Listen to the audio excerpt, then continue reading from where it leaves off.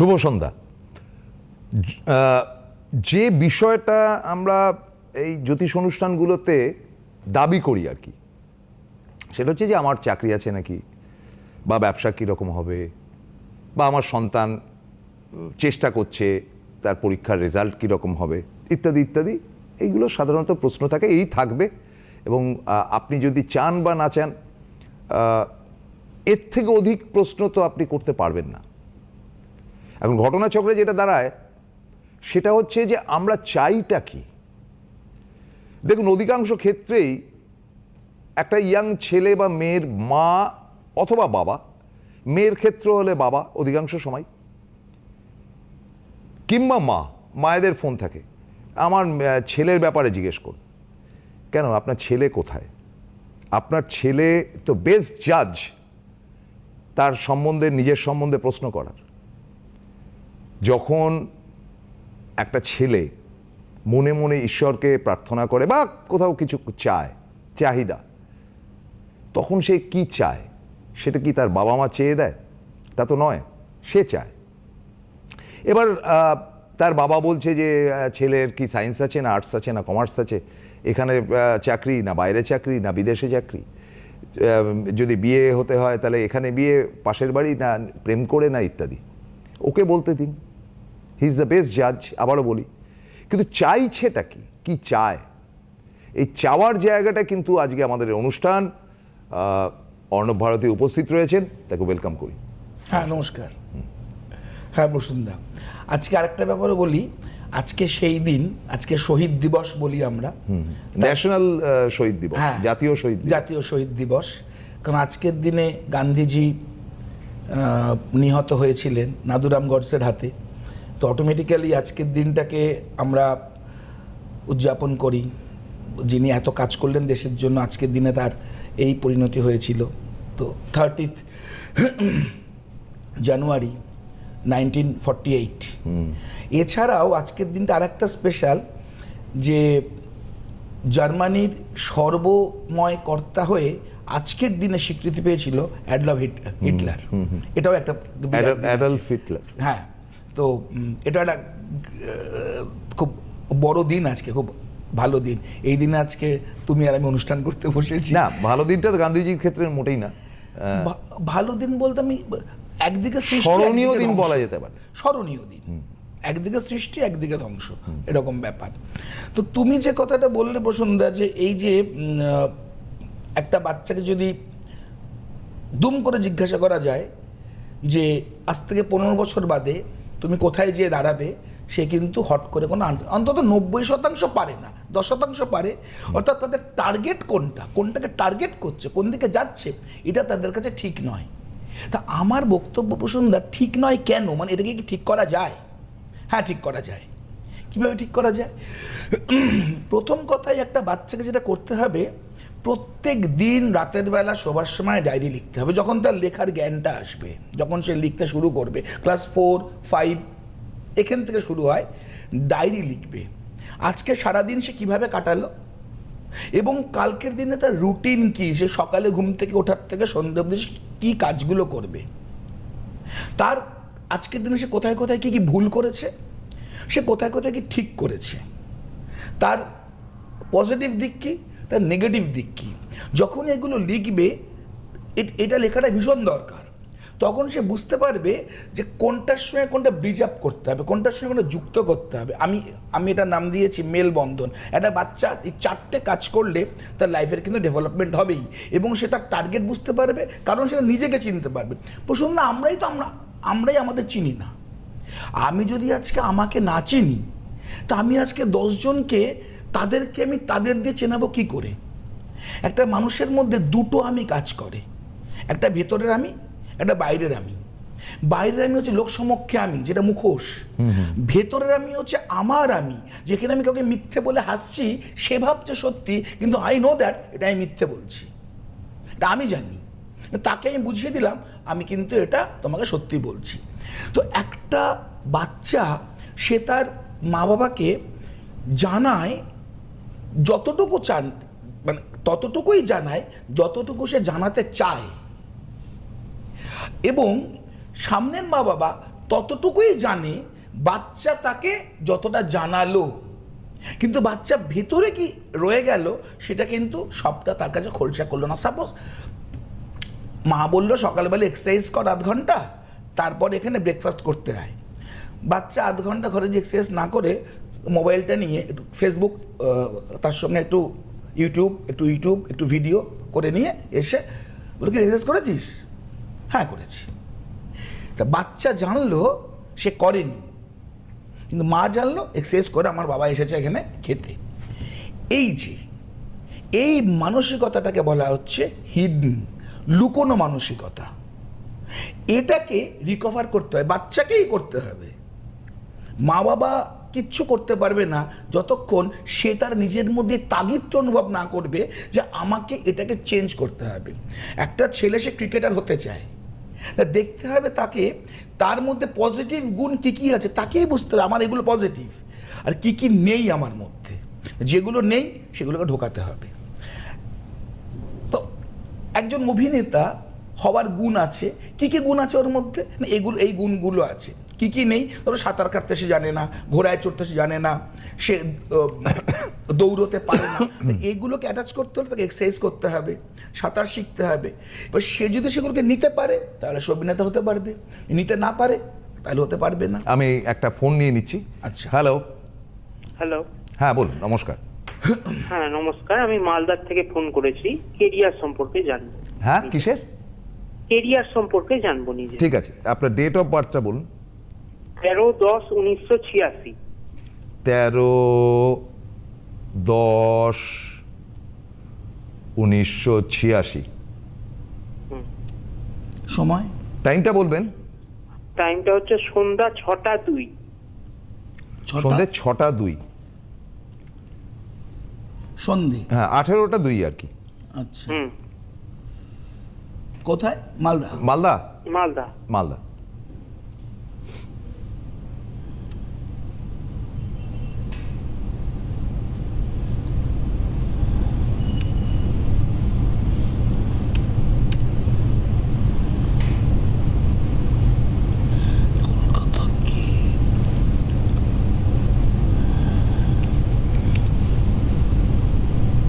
চলো তোমার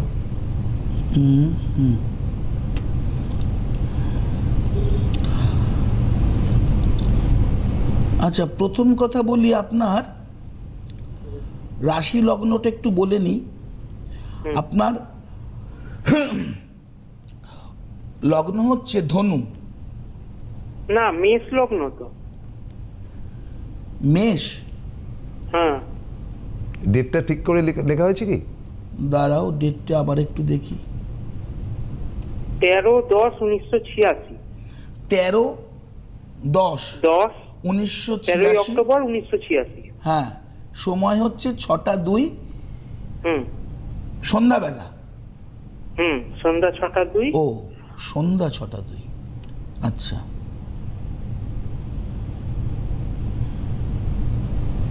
পাশের জায়গাটা চলে যাও। সন্ধে 6টা 2। হুম।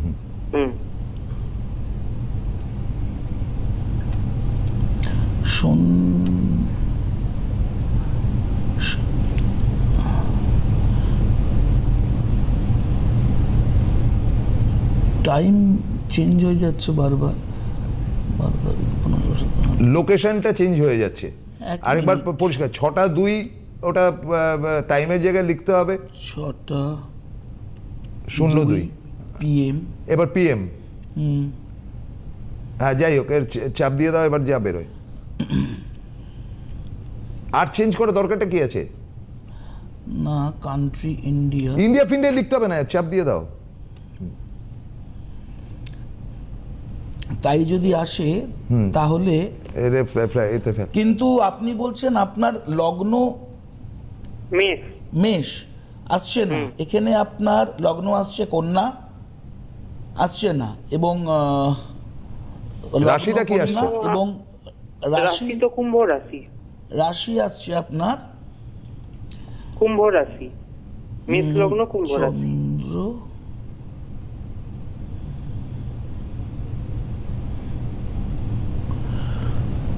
রাশি আসছে আপনার মকর, মকর এবং না না না, ম্যাচ কুম্ভ করছে না, রাশি। সরি ম্যাচ করছে, ছেড়ে দাও। ম্যাচ করছে না, সরি কিছু বলতে পারলাম না, আপনার সঙ্গে আমার এখানে ম্যাচ করছে না। ঠিক আছে, দরকার নেই, ধন্যবাদ। এই চলে গেল, দরকার নেই, নেই, he is not in the line. এটা হ্যাঁ, তো আমরা যেটা আলোচনা করছিলাম, আলোচনার মধ্যে চলে যেতে হবে। এটা চলে গেল একটু, হ্যাঁ, নিয়ে আচ্ছা, আসতে হবে। আলোচনাটার মধ্যে চলে যাই। যে যেটা আমরা দেখতে পাচ্ছি, যে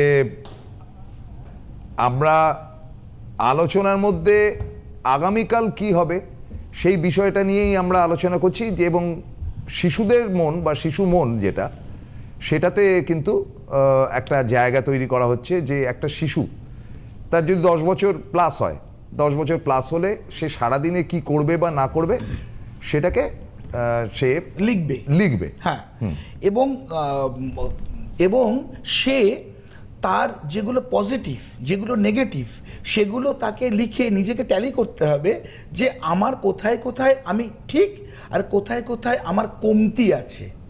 এই কমতিগুলোকে তাকে বাড়তি করলে তখন কিন্তু সে তার জায়গাতে পৌঁছবে। একটা মানুষ যখন স্বপ্ন দেখে আমি ডাক্তার হব, এবং সেই স্বপ্ন দেখে সে যখন হাঁটে, তখন দেখা গেল কোথাও অর্থনৈতিক কারণে কিংবা অন্য কোনো কারণে সে ডাক্তার হতে না পেয়ে সে সেখানে অ্যাডভোকেট হলো, তাহলে তার স্বপ্নটা চেঞ্জ হয়ে গেল। এই যে চেঞ্জ হলো, এটা কিন্তু তার মানসিকতার উপরে চাপ পড়লো। আর কিছু লোক আছে ডাক্তার হব বলে ঠিক করে সে প্রচণ্ড কঠিনায়ের ভেতর দিয়ে গিয়েও কিন্তু সে তার স্বপ্ন চেঞ্জ করে না, সে ওখানে গিয়ে ডাক্তার হয়ে তবে ছাড়বে।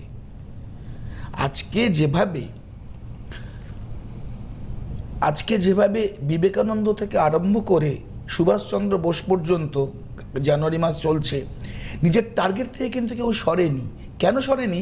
কারণ তারা যেখানে যেখানে মনে করেছে এখানে এখানে কমতি আছি, তারা কিন্তু সেখানে সেখানে নিজেদেরকে বাড়িয়ে নিয়েছে। আর এখানে একটা সব থেকে বড় ক্ষেত্র থাকে মা বাবার, বিশেষ করে মায়ের। বাবা তো কাজে বাইরে, তো মায়ের দ্বারা কিন্তু মায়ের অনুশাসনে, মায়ের শাসনে একটা সন্তান বড় হয়।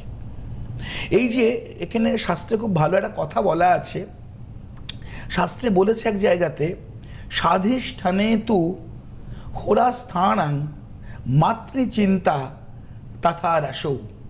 মানে স্বাধিষ্ঠান থেকে হোরার মাধ্যমে, হোরা গণনার মাধ্যমে মাতৃচিন্তা করা হয়, এবং মাতৃচিন্তা যে রাশিতে থাকে, রাসৌ তথা যে রাশিতে থাকে, সেখান থেকে কিন্তু মায়ের সঙ্গে সন্তানেরা অ্যাটাচমেন্ট বোঝা যায়। যেমন বৃষ রাশি, মায়ের সঙ্গে সন্তানের অ্যাটাচমেন্ট খুব ভালো থাকবে। অ্যাটাচমেন্ট কাকে বলে? মায়ের কথা সন্তান শুনবে, অ্যাটাচমেন্ট ভালো। সন্তান মায়ের কথা লবডঙ্গা কেয়ার করলো, মা বললো খেতে হবে, আমি আসছি একটু খেলে আসছি, হলো না। ভালোবাসা রইলো, কথা শুনলো না, হলো না। ভালোবাসাও থাকবে, কথাও শুনবে, বৃষ রাশি। ভালোবাসা থাকবে, কথাও শুনবে, মিথুন রাশি। ভালোবাসা থাকবে, কথাও শুনবে, কন্যা রাশি। কর্কট, মকর। এই কটা রাশির ছেলেমেয়েরা এছাড়া সব রাশিরই হয়, কিন্তু আমি ম্যাক্সিমাম বলছি। অ্যাস্ট্রোলজি সবসময় সম্ভাবনার কথা বলে, ম্যাক্সিমাম পসিবিলিটি। আমি যেটা বলছি, মায়ের প্রতি ভালোবাসা কার না থাকে? তোমার আছে, আমার আছে, যারা এখানে দর্শকবৃন্দ আমাদের অনুষ্ঠান দেখছে তাদের আছে। কিন্তু ম্যাক্সিমাম যে জায়গাতে মাতৃ অন্ধ যেটাকে বলে, যেমন ধৃতরাষ্ট্র ছিলেন পুত্রান্ধ, মাতৃ অন্ধ, এই রাশিগুলোর মধ্যে এই মাতৃ অন্ধত্বটা খুব বেশি করে পাওয়া যায়। আর এই যে মায়ের প্রতি ফিলিংস এবং মাকে মিথ্যে কথা না বলা কিংবা মার তাকে বোঝানো, ছেলে মেয়েরা অনেক ভুল করে। আচ্ছা, আমরা একটা ফোন নিয়ে নিচ্ছি, প্লিজ। হ্যালো। নমস্কার স্যার। হ্যালো। হ্যাঁ, নমস্কার। নমস্কার। আমি বর্ধমান থেকে বলছি। আমার ছেলের সম্বন্ধে একটু জানতে চাই। ছেলে ডেট অফ বার্থ? আমার ছেলের ডেট অফ বার্থ হচ্ছে 7/6/2006। আস্তে আস্তে বলুন। 7/6/2006। 2006। হ্যাঁ। 2006। টাইমটা বলুন, জাস্ট নিচে টাইমটা রয়েছে। 3:35 PM। 3:35 PM। 3:35 PM। 3:35 PM। Bus, that's all. PM জন্ম কোথায়? কলকাতায় করো। জন্ম বর্ধমান বর্ধমান। জন্ম বর্ধমান, ঠিক আছে। হরস্কোপ ফেলো। লগ্ন হচ্ছে বৃষ। হ্যালো, হ্যাঁ বলুন। ওর রাশি লগ্ন জানেন? হ্যাঁ রাশি জানি, রাশি তো হচ্ছে তুলা স্যার, আমি যিশোর রাশি তো নয়। না না, লগ্ন রাশি না, বলিনি। রাশিটা কি? লগ্ন রাশি তুলা রাশি, আর লগ্নটা কি? লগ্নও তুলা লগ্ন। তুলা রাশি, তুলা লগ্ন। তুলা রাশি, তুলা লগ্ন।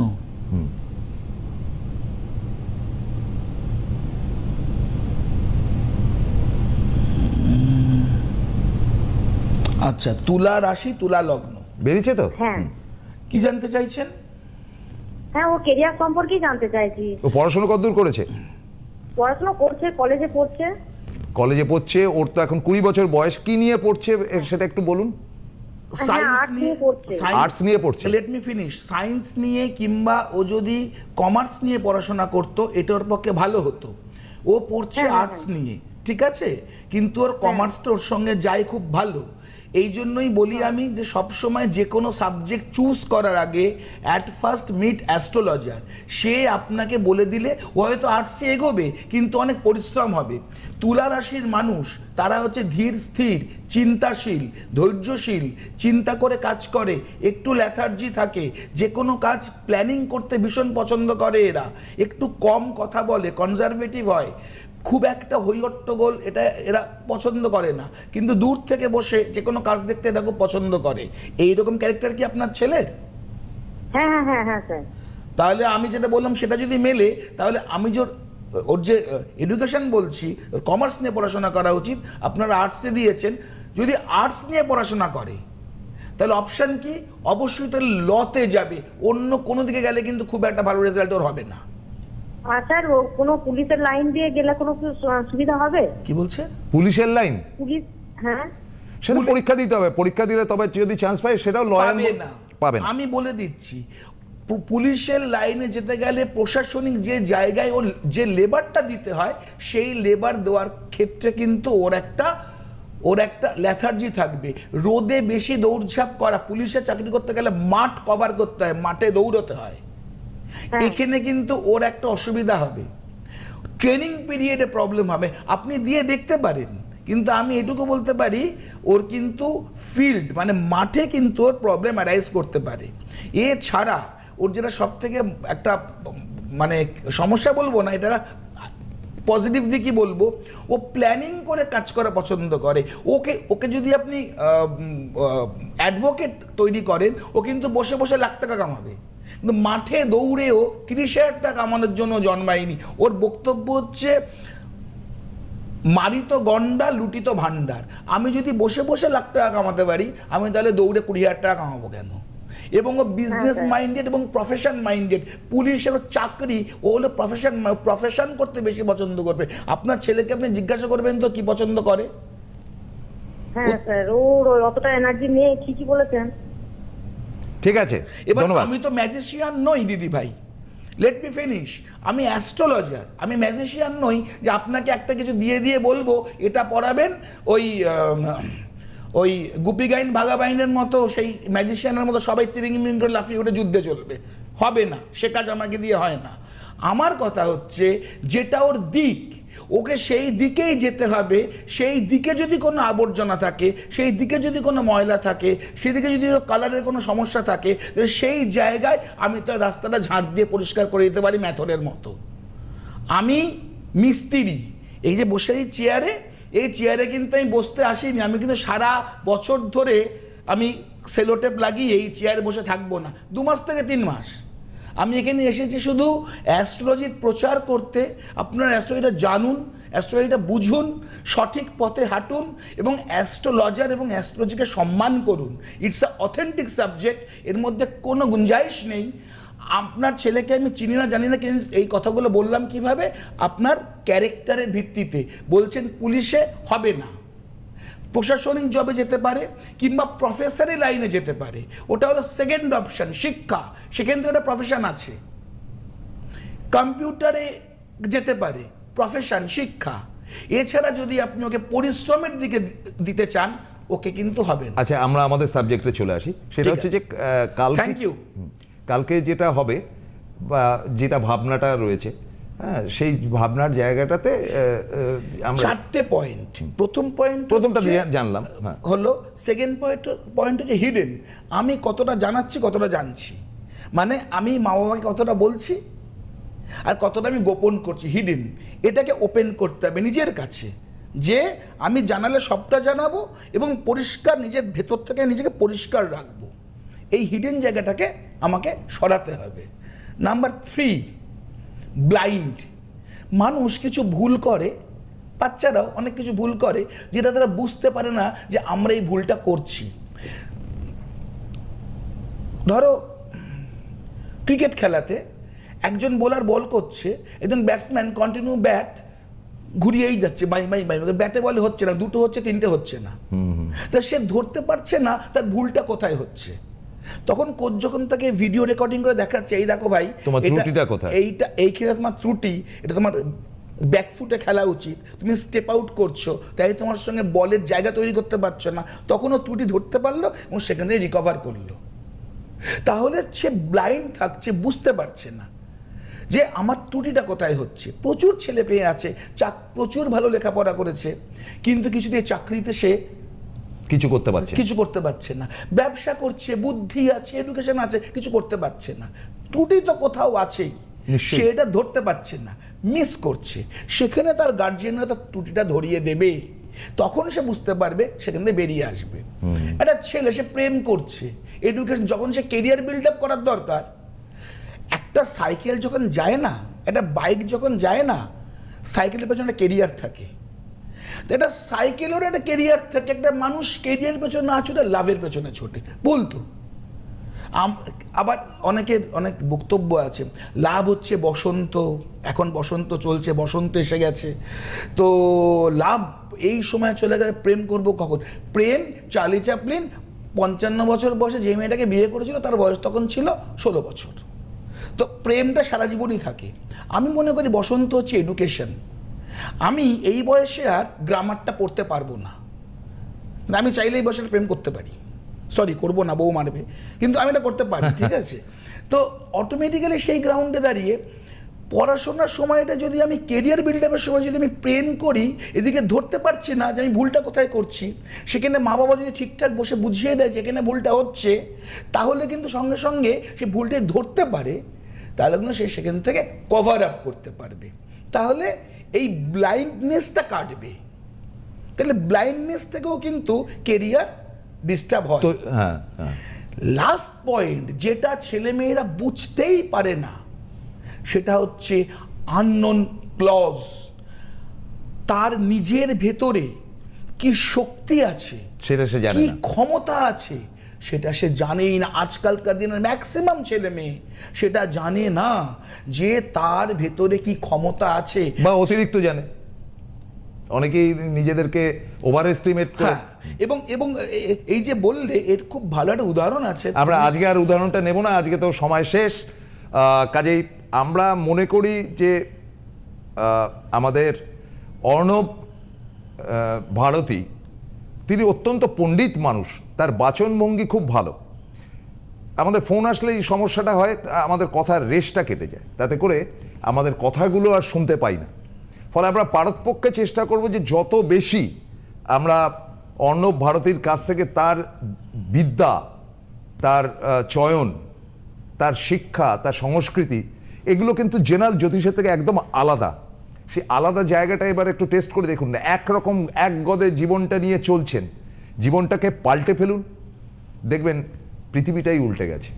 Thank you very much. না শুধু তাই নয়, শুধু আরেকটা প্রশ্ন, না আর টাইম নেই আজকে একদমই টাইম নেই। ইউটিউবে যেন আমাকে এরা আপনাদের থেকে আর যেটা ফেসবুকে যেটা যাচ্ছে, সেখানে আপনারা কমেন্টে আপনারা কি চাইছেন ওনার কাছ থেকে দয়া করে জানাবেন। থ্যাংক ইউ, আমরা সেই নিয়ে প্রোগ্রাম করব। Good night. Thank you.